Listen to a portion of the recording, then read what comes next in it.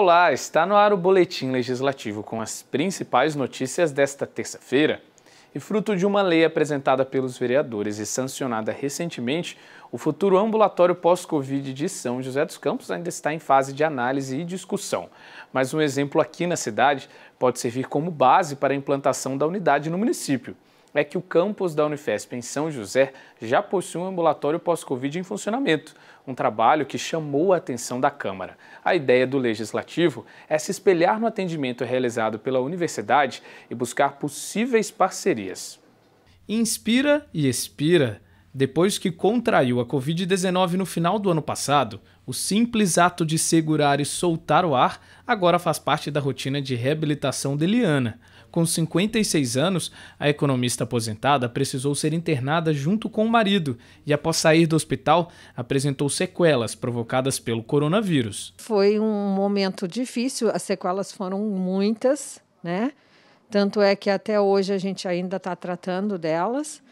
E emocionalmente, você dá uma reviravolta na sua vida, porque você se vê assim, de repente, numa situação que vou morrer, né? Ou alguém da minha família vai morrer. Então, você começa a reavaliar muita coisa, porque o Covid não termina a partir do momento que você recebe alta do hospital.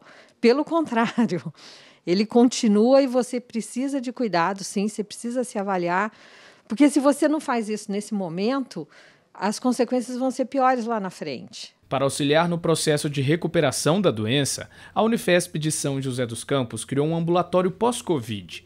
O projeto, implantado em fevereiro deste ano, já avaliou mais de 400 pessoas e conta com um trabalho voluntário de alunos de doutorado e pós-graduação.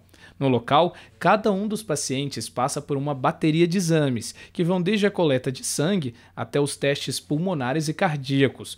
Então a gente avalia os testes de força, se realmente ele consegue fazer um determinado tipo de exercício que não é um exercício intenso, é um exercício moderado, mas para esses pacientes ele acaba sendo um exercício intenso.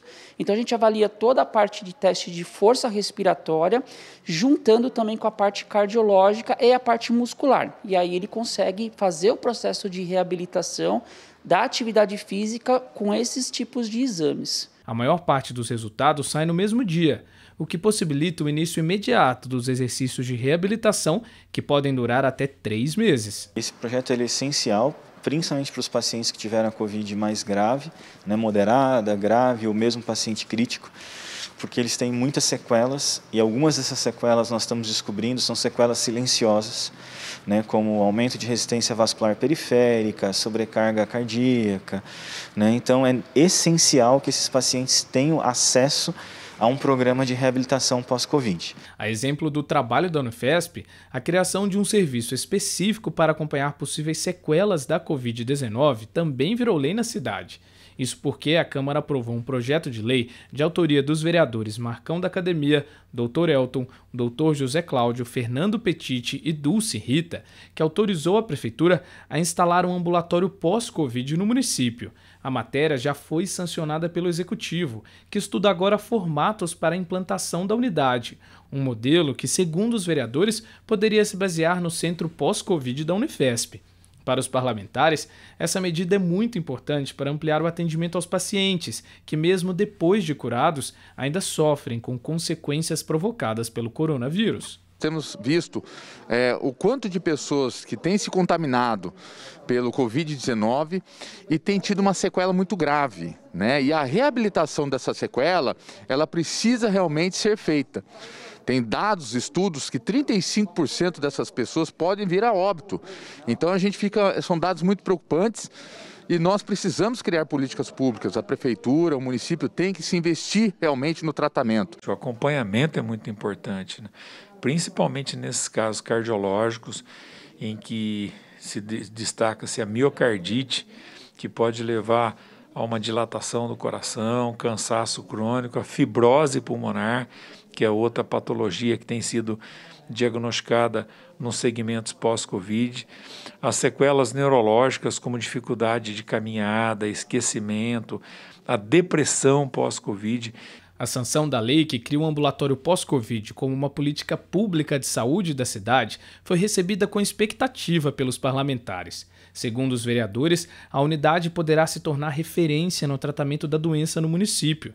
E para que o trabalho seja ampliado, a Câmara ainda aposta em possíveis parcerias, seja com universidades, centro de pesquisas ou profissionais que atuam no processo de reabilitação, como fisioterapeutas e educadores físicos. Eu acho que nós, vereadores e a Câmara, poderia estreitar esse relacionamento entre a Unifesp e a Prefeitura para formular lei, formular um projeto que autorize essa parceria, Prefeitura e Unifesp. Pode ser feito um convênio tanto orçamentário como um convênio dos profissionais. A gente viu, por exemplo, que ali utiliza-se muito profissionais de fisioterapia e profissionais de educação física, né? Porque é um tratamento muito voltado principalmente a exercícios físicos, né?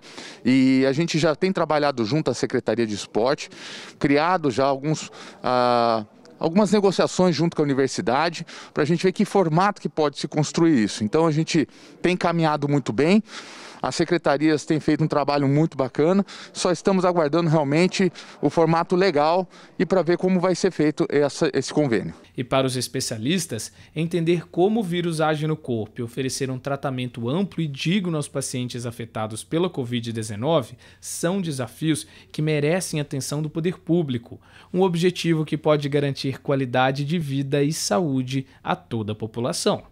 A gente está percebendo que existe essa necessidade de mais centros de reabilitação, porque o número de recuperados é muito alto e a demanda vai ser muito alta. Então, a gente necessita que esses pacientes eles façam esse processo para que eles tenham essa melhora de qualidade de vida e para que não sofra um gargalo pós todo esse processo da pandemia com outros tipos de doença. Nós temos aqui casos de pessoas que saíram de cadeira de roda, né, do hospital, depois de 1 semana, 2 semanas, ou 3 ou 4 semanas até de internação, né, que hoje já estão andando, já estão deambulando sem auxílio de muleta, sem auxílio de ninguém, né, já voltaram aí às suas atividades de vida diária com independência, né, de maneira independente. E com certeza, nesse momento de pandemia, ter um atendimento de qualidade é fundamental, né? Principalmente para quem ainda se recupera da Covid-19. Então, muito interessante esse trabalho da Unifesp e que possa ser mesmo exemplo aqui para o ambulatório do município.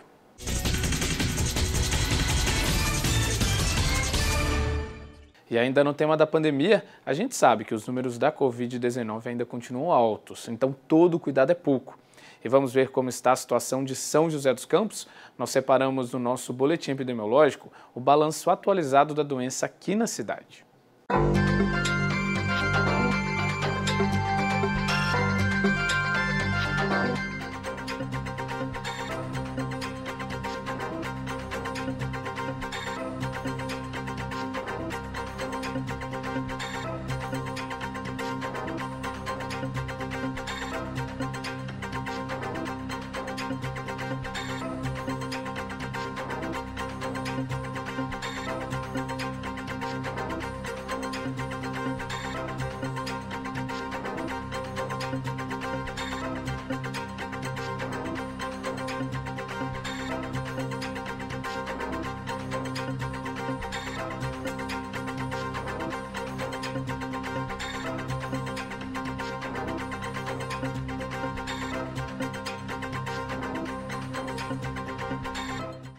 E a gente muda um pouco de assunto para falar de emprego. Vamos ver quais são as vagas de trabalho disponíveis no PAT de São José? É hora da nossa agenda de serviços. O PAT, Posto de Atendimento ao Trabalhador de São José dos Campos, tem oportunidades de emprego para ajudante de obras, auxiliar de borracheiro, auxiliar de eletricista predial, auxiliar de limpeza, bloqueiro, consultor de vendas, eletricista bobinador, inspetor de qualidade, lavador de autos, líder de manutenção predial, motorista carreteiro, oficial de manutenção predial, operador de estacionamento, operador de máquina e montagem, pedreiro, promotor de vendas, recepcionista, salgadeiro, serralheiro, soldador, técnico de telecomunicações, vendedor colorista, vendedor de serviços e vendedor interno. Para se candidatar é fácil, é só comparecer ao PAT, levando RG, CPF, carteira de trabalho e o cartão cidadão. O PAT fica na Praça Afonso Pena, número 175, no centro. O trabalho de fiscalização é uma das principais funções dos vereadores. Aqui na Câmara, muitas vezes, os parlamentares servem de porta-voz da população para cobrar melhorias para a cidade ou algum bairro. Com foco nesse compromisso dos vereadores, a Câmara realizou uma reunião com a EDP, a concessionária de energia que atende São José, para entender como o Legislativo pode atuar em conjunto para solucionar demandas e queixas da população. O plenário da Câmara recebeu a analista de relacionamento comercial da EDP São Paulo para uma reunião com o objetivo de estreitar o relacionamento da empresa com o poder público.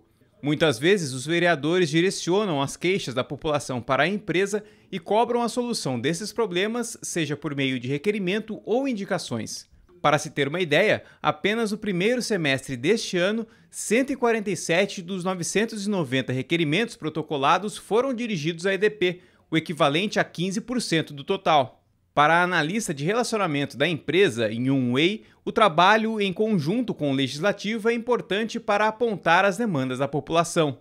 A reunião teve como intuito estreitar o relacionamento que hoje já existe com os assessores, com os vereadores aqui da Câmara Municipal de São José dos Campos, alinhar os processos, orientar qual é o fluxo, né, quais são os documentos necessários, onde protocolar, quais são os prazos.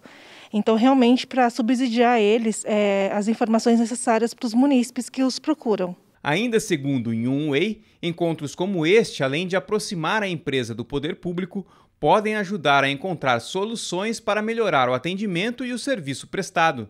É isso que a gente sempre procura, né?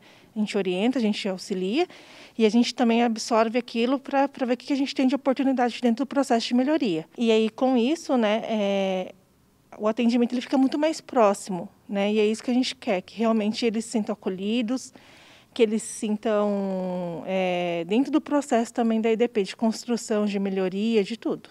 Esta foi a segunda reunião realizada entre a Câmara e a EDP. Em fevereiro, o encontro aconteceu de forma remota. Na ocasião, os vereadores fizeram apontamentos e solicitaram ações mais efetivas para a solução de problemas como a falta de energia, troca de poste e suporte no atendimento. De acordo com Yun Wei, muitas pessoas ainda têm problemas ao registrar uma queixa por meio do site da empresa. Segundo ela, a principal dificuldade é para ocorrências que envolvem galhos na fiação, já que para efetivar o atendimento é preciso enviar uma foto do local. Realmente isso de fato é necessário porque eu consigo somente direcionar a equipe com assertividade quando eu sei qual é o problema do local, se a rede está tocando, se o galho está tocando na rede primária, se o galho está tocando na rede secundária, e realmente eu ganho tempo e assertividade na execução quando eu tenho essas fotos com uma resolução, com uma boa resolução, né?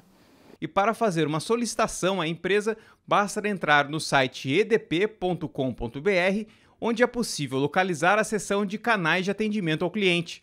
Nesse espaço, são disponibilizadas diversas modalidades de atendimento, como o telefone, videochamada e também pelo WhatsApp. Outra forma de registrar demandas é pelo aplicativo da EDP, disponível para Android e iOS.